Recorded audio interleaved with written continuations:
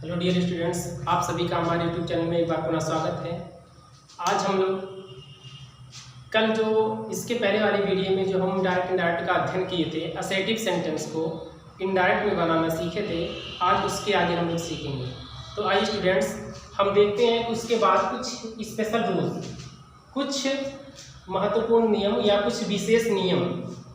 इसमें देखिए पहला ये आता है, पहला नियम ये होता है कि डायरेक्ट सेंटेंस में कभी कभी रिपोर्टेड स्पीच के कुछ नाउन्स जो होते हैं वो वोकेटिव केस में चले आते हैं, तो उसका इनडायरेक्ट बनाते समय हम क्या करते हैं, उसे रिपोर्टिंग वर्ब का ऑब्जेक्ट बना लेते हैं। जैसे एग्जांपल के तौर पे देखिए, जैसे Neha said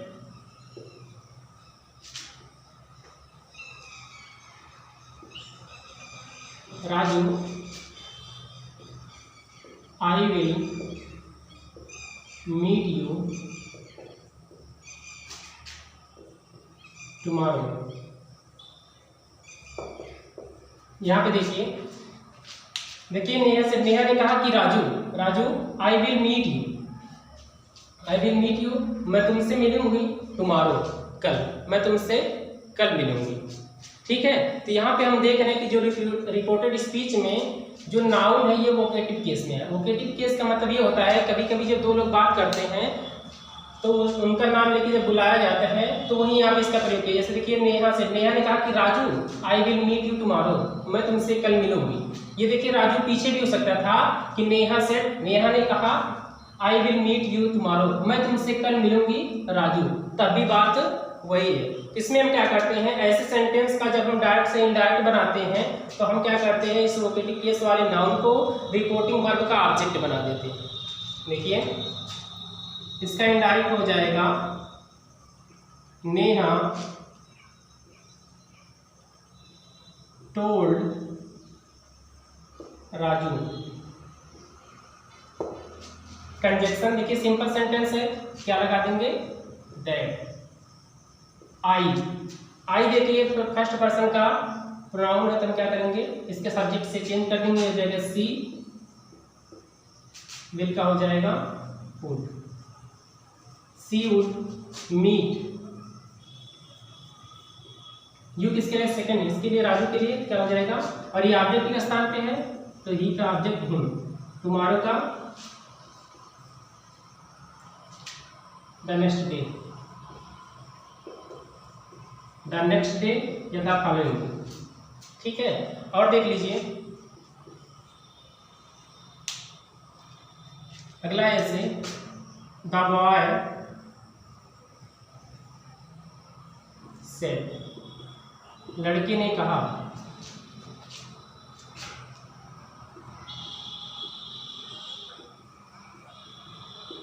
brother he cannot do this work। अब यहाँ देखिए, द बॉय सेड, लड़के ने कहा ब्रदर, भाई, मतलब लड़के ने अपने भाई से कहा कि he can not do this work, वह यह कार्य नहीं कर सकता है। इसका इनडायरेक्ट क्या हो जाएगा, इसका इनडायरेक्ट हो जाएगा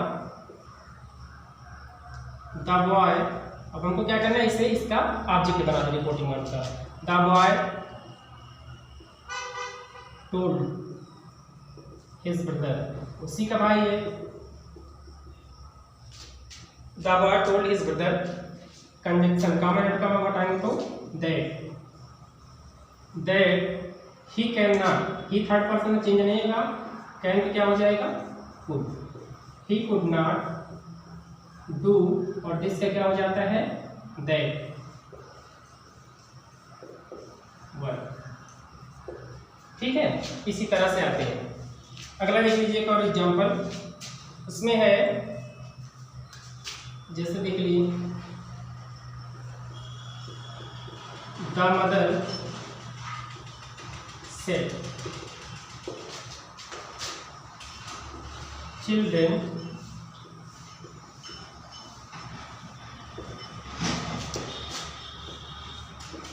यू हैव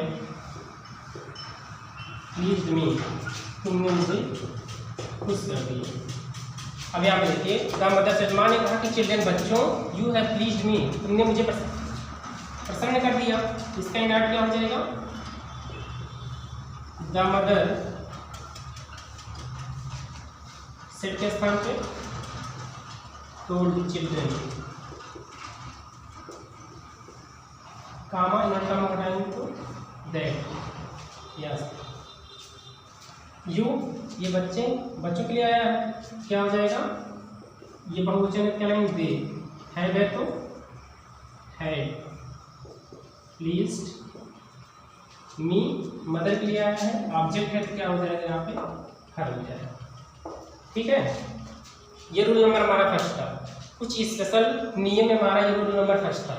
अब रूल नंबर दूसरा हम देख लेते हैं।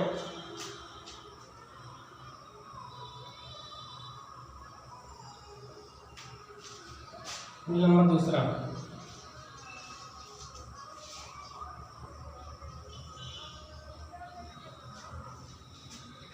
देखिए रूल नंबर दूसरा हमारा ये कहता है कि कभी कभी ऐसे कुछ नाउन होते हैं या कभी कभी कुछ ऐसे सेंटेंस होते हैं जिनके रिपोर्टेड स्पीच में ऐसा लगता है कि वो किसी को बुला रहे हैं, एड्रेस करें, संबोधित करके, जैसे कहते हैं my dear father, my dear brother, my dear sister, इसी तरह से बुलाते हैं। तो उसका प्रयोग देखिए यहाँ पे कैसे होता है। जैसे आप कह दिया,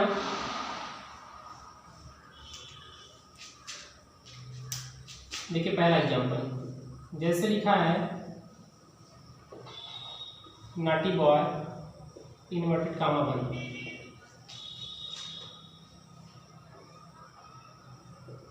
हिज फादर सेड,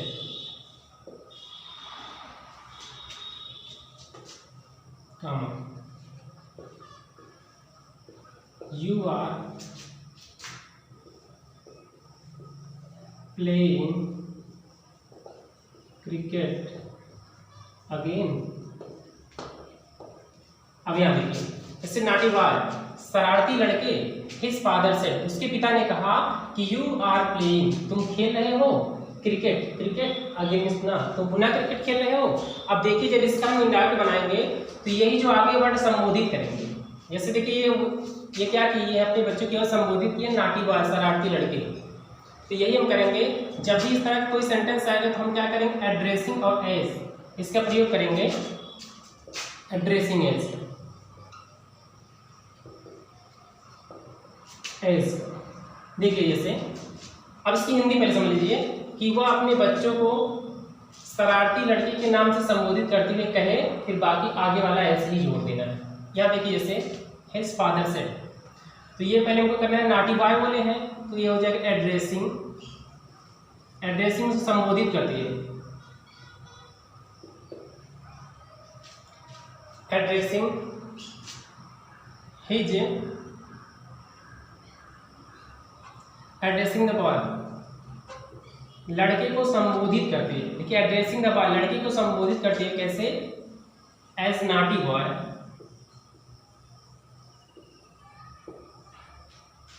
एड्रेसिंग संबोधित करती है द बॉय, लड़के को एज नाटी बॉय, एक शरारती लड़के के रूप में। अब हिज फादर सेड, यहाँ देखिए सिंपल से हम करते थे, सिंपल सेंटेंस में कर देंगे, his father said, his father said, comma नोटा में घटा देंगे, क्या लगा देंगे? दैट। सिंपल सा, यहाँ यू है, यू के स्थान क्या हो जाएगा? ही। प्रेजेंट का है, पास्ट में चला जाएगा, तो ये प्रेजेंट कंटिन्यूअस है, पास्ट कंटिन्यूअस है, ही के साथ क्या लगता है? Was. He was playing cricket again. ठीक है, और देखिए ऐसे दूसरा एक और एग्जाम्पल देख लेते हैं।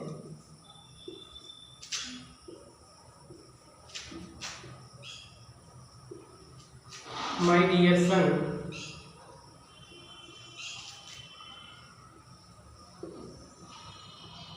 she said,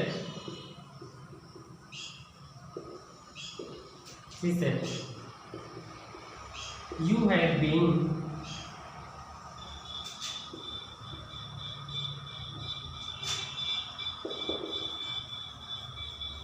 you have been fighting again. अब यहाँ देखिए ये लिखा कि माय डियर सन, मेरे प्रिय पुत्र, सी सेड, वह बोली कि you have been fighting again, तुम पुनः लड़ाई कर रहे हो। तो क्या की है, वो अपने पुत्र को माय डियर सन के रूप में संबोधित की हैं। तो यही हम सिंपल सा लिख देंगे यहाँ पे ये हो जाएगा एड्रेसिंग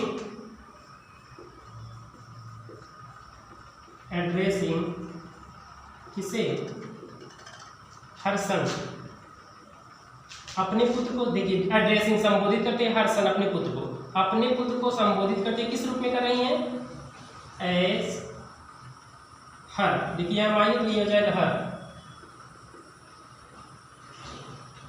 हर डियर सन। यहाँ पे हम ठीक है, यहाँ एड्रेसिंग हर सन के स्थान पे हिम भी कर सकते हैं, एड्रेसिंग हिम, उसे संबोधित करते हैं एज हर डियर सन। अब यहाँ से सिंपल सा सी सेड है, ये हो जाएगा सी सेड दैट। बाकी जैसे जो रूल है ऐसे कर देंगे। यू हैव बीन, यू किसके लिए है, उसके बच्चे के लिए, तो क्या हो जाएगा यहाँ पे ही। हैव क्या हो जाएगा, हैड बीन फाइटिंग अगेन। ठीक है, तो ये हमारा दूसरा नियम हो गया। अब देखिए आगे कुछ इस नियम में हम क्या करते हैं, आगे बढ़ते हैं। जो हमारा तीसरा नियम आता है, इसी तरह से जो भी आएगा उसे हम केवल आगे एड्रेसिंग और एज के रूप में कर देंगे, बाकी पीछे वाला नियम हमारा वैसे ही रहेगा।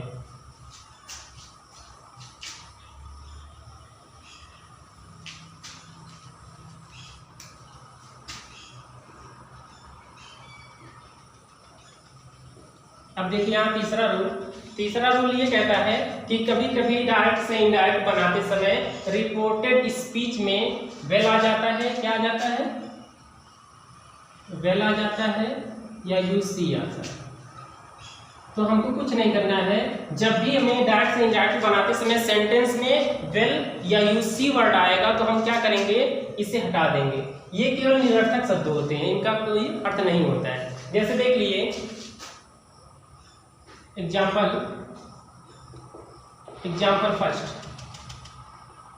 एग्जाम्पल में देखिए, जैसे द मदर सेड, माँ ने कहा वेलकम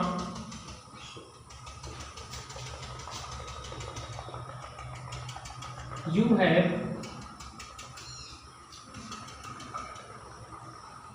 डन वेल, तुमने अच्छा किया। देखिए द मदर सेड, माँ ने कहा कि वेल राम, ठीक है Ram, you have done well, तुमने अच्छा किया। तो यहाँ पे ये जो वेल वर्ड आया है ये हमारा क्या है, निरर्थक है। और इसमें हम देंगे ऑब्जेक्ट, हमारा रिपोर्टिंग वर्ड टेस्ट में चलाया तो इसमें क्या करेंगे, ऑब्जेक्ट बना देंगे। क्या हो जाएगा इसका इनडायरेक्ट है, ये हो जाएगा the mother told Ram, comma inverted comma को हटा देंगे, कंजक्शन क्या लगा देंगे, दैट। अब ये क्या है कि यू, तुमने, मीन्स किसने, राम ने, राम क्या हो जाएगा, ही, हैड है तो हैड डन वेल। अब देखिए इससे आगे दूसरा एग्जाम्पल हम देखते हैं। दूसरा एग्जाम्पल,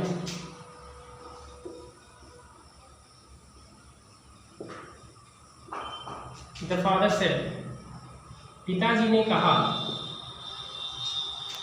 कहा यू सी, तुम जानते हो, या तुम ये सी तुम जानते हो कि योर ब्रदर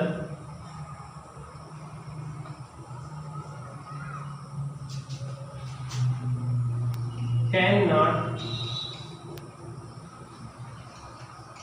कम हियर, तुम्हारा भाई यहाँ नहीं आ सकता है। ठीक है, अब इसका इनडायरेक्ट यदि हम बनाते हैं तो इसका क्या हो जाएगा, इनडायरेक्ट, इसका इनडायरेक्ट हो जाएगा द फादर सेड। हमको क्या करना है, केवल यूसी को यहाँ से हटा देना है। सेड दैट योर ब्रदर, तुम्हारा भाई, हम जानते हैं तुम्हारा भाई किससे कह रहे हैं, नहीं पता है, तो हम क्या करेंगे, थर्ड पर्सन यहाँ पे यूज कर देंगे। क्या हो जाएगा, हिज ब्रदर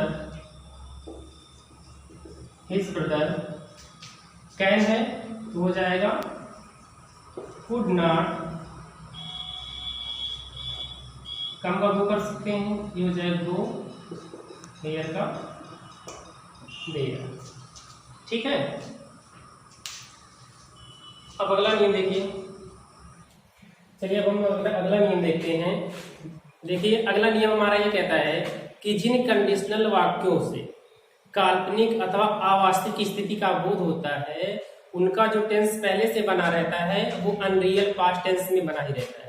तो ऐसे सेंटेंस का डायरेक्ट से इनडायरेक्ट बनाते समय हम उसके सेंटेंस में कोई परिवर्तन नहीं करते हैं।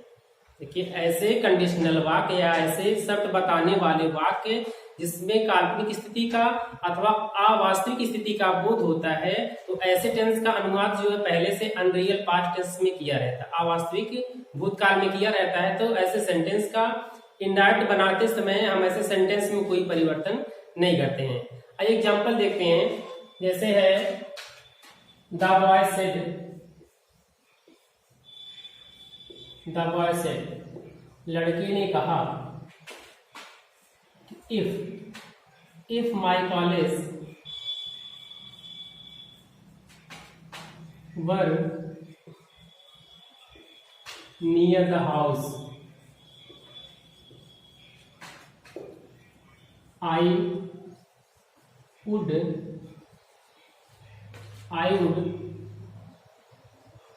always be in time,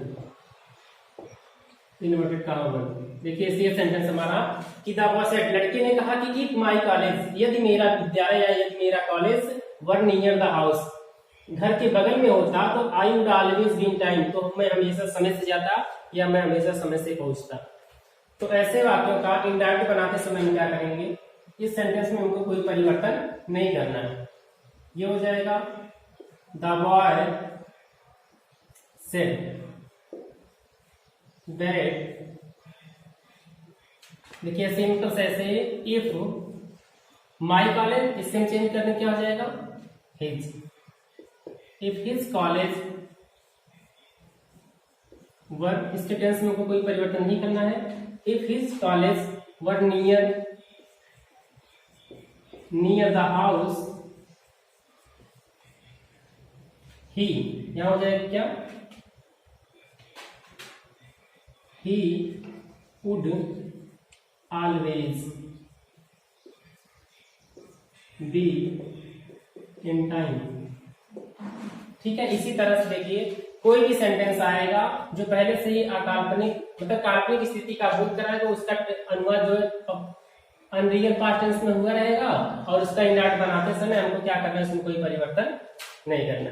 अब देखिए अगला नियम, नेक्स्ट जो हमारा अगला नियम है उसमें ये कहता है कि कभी कभी इनडायरेक्ट स्पीच में कुछ वर्ड ऐसे चले आते हैं जिन्हें हम क्या करते हैं, रिपोर्ट इनडायरेक्ट बनाते समय रिपोर्टिंग वर्ड की क्रिया के रूप में परिवर्तित कर देते हैं। वो वर्ड जैसे है, देखिए वो वर्ड है हमारे थैंक आ जाएगा या थैंक यू आ जाएगा, होप और फील। जब ये वर्ड हमारी रिपोर्टिंग स्पीच में चले आते हैं इनका इनडायरेक्ट बनाते समय हम क्या करते हैं, रिपोर्टिंग वर्ब की क्रिया बना देते हैं। जैसे देखिए एग्जांपल है, द स्टूडेंट सेड,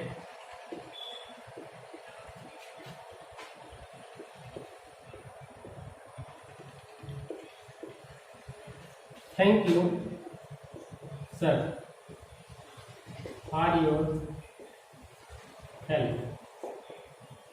देखिए अब हेल्प द स्टूडेंट सेड, विद्यार्थी ने कहा कि थैंक यू सर, धन्यवाद श्रीमान फॉर योर हेल्प, आपकी सहायता के लिए। तो हम सिंपल सा इसे कर देंगे, इसमें इसकी क्रिया के रूप में थैंक को हम क्या करेंगे, सेड के स्थान पे इसके स्थान पे क्रिया के रूप में परिवर्तित कर देंगे, चेंज कर देंगे। ये हो जाएगा हमारा the student thank, past tense में है, ये हो जाएगा थैंक।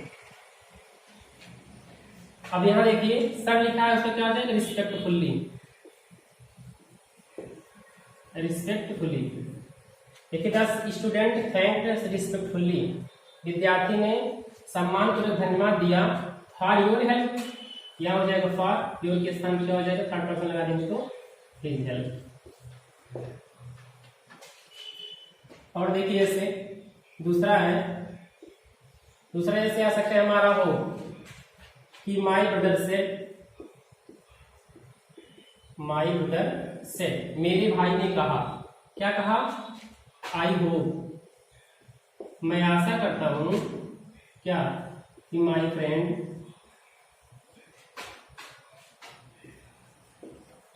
विल कम टुडे, मेरा मित्र आ जाएगा। ठीक है, अब यहाँ पे हम देख रहे हैं कि इनडायरेक्ट स्पीच में, डायरेक्ट स्पीच में और रिपोर्टेड स्पीच में जो होप हमारी क्रिया आई है, इसे हम क्या करेंगे? इसकी रिपोर्टिंग वर्ब की क्रिया बना देंगे। सेड के स्थान पर क्या कर देंगे? होप, पास्ट में होप कर देंगे। ये हो जाएगा माई ब्रदर, सेड के स्थान पे होप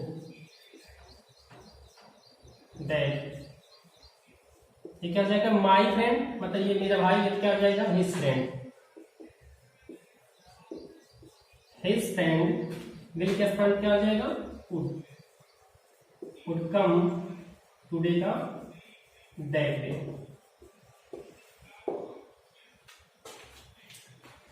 तीसरा देखिए example, she said, comma inverted comma. अब यहां पे है आई फील सॉरी, मैं दुख महसूस करती हूं for what I have done, उस चीज के लिए जो मैंने किया है, या व्हाट आई एक्सेप्ट, कुछ भी लिख सकते हैं। तो यहाँ हो जाएगा सी सेड, यहाँ देखिए आई फील आया, ये हो जाएगा सी, इसके स्थान पे इसका सेकंड पार्ट फेल्ट, ये हो जाएगा सी फेल्ट सॉरी, यहां से ऐसे कर देंगे फॉर व्हाट सी, देखिए फर्स्ट पर्सन है, इसे चेंज कर देंगे, फर्स्ट पर्सन का है, इसे चेंज कर देंगे, क्या हो जाएगा? सी, है तो है, सी है डन। ठीक है, इसी प्रकार से कोई भी सेंटेंस आएगा जिसमें थैंक यू आएगा या केवल थैंक आएगा, होप आएगा और फील आएगा, तो हम क्या करेंगे? रिपोर्टेड स्पीच में जब ये आएगा तो इसे हम इंडायरेक्ट बनाते समय रिपोर्टिंग वर्ब के रूप में बदल देंगे या उसके स्थान पर इसे रख देंगे। ठीक है, thanks student for watching my video, thanks.